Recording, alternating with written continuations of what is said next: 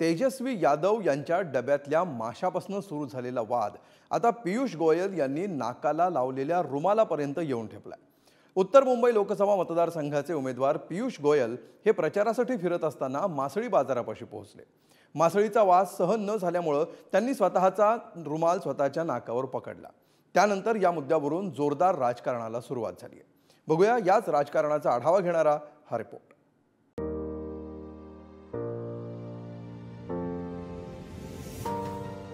मुंबईचा कोळी ओळख पहिला नागरिक व्यवसाय मासळी, साधा माणूस साधी राहणी, माझा कोळी बांधव लय मानी।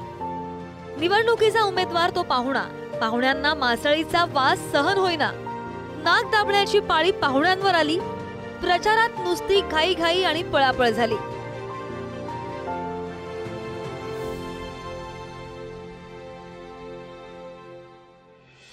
या कवितेची आणखीही 3 कडवी आहेत।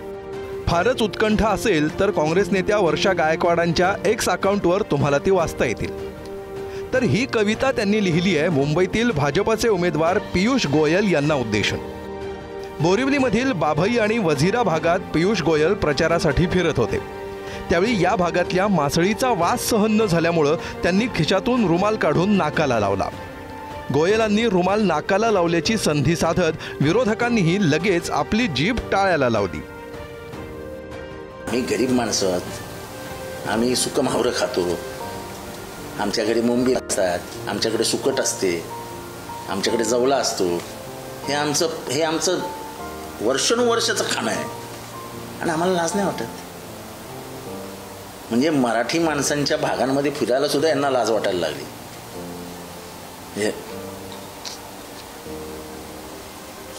चालायचं नाकाला रुमाल लावून फिरतो आहोत, हे काही कौतुकास्पद नाही। कोळी बांधवांचा वास सहन होत नसेल, त्या गावठाणांचा वास सहन होत नसेल, त्यापेक्षा दुर्दैवाची बाब असू शकत नाही।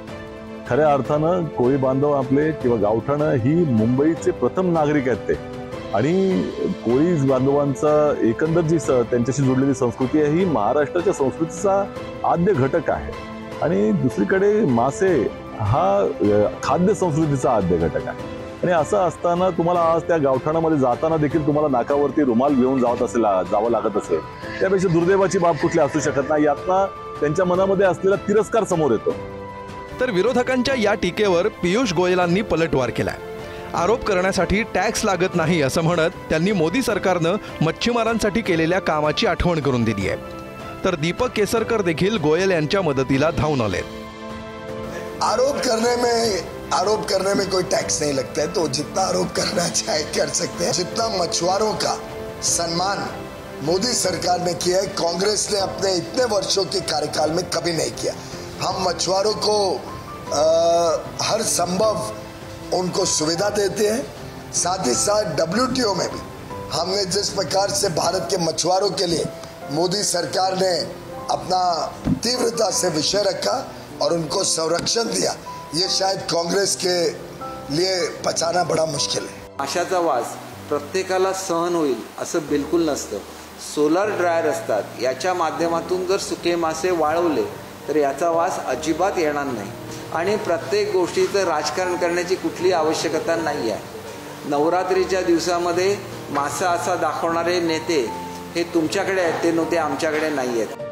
वास्तविक माशांचा वास सहन न झाल्यामुळे नाकाला रुमाल लावणारे अनेक जण असतात। एरवी पियुष गोयलांनी नाकाला लावलेल्या रुमालाकडे कोणाचं लक्षही गेलं नसतं। मात्र हा मुद्दा वादाचा होण्याला कारण ठरलं तो तेजस्वी यादव यांचा डबा। राजद नेते तेजस्वी यादव यांनी पाडव्याच्या आदल्या दिवशीचा व्हिडिओ समोर आणला। व्हिडिओमध्ये तेजस्वी यादव मासळी खात असल्याचं दिसून आलं। उत्तरेत विशेष महत्त्व असलेल्या चैत्र नवरात्रात मांसाहार केल्यामुळे टीकेची झोड उठली। पंतप्रधान मोदींकडून उधमपूरच्या सभेत याच मुद्द्यावरून टीका करण्यात आली। हिंदूंच्या भावना दुखावत असल्याचा आरोप मोदींनी विरोधकांवर केला। तर मटण मासळीपेक्षा जनतेच्या प्रश्नांवर बोला असं प्रत्युत्तर विरोधकांनी दिलं। रुमाल बांधला असेल तर पियुष गोयल यांनी मच्छीमार वस्तीत जावं पुन्हा त्याला तो सराव होईल।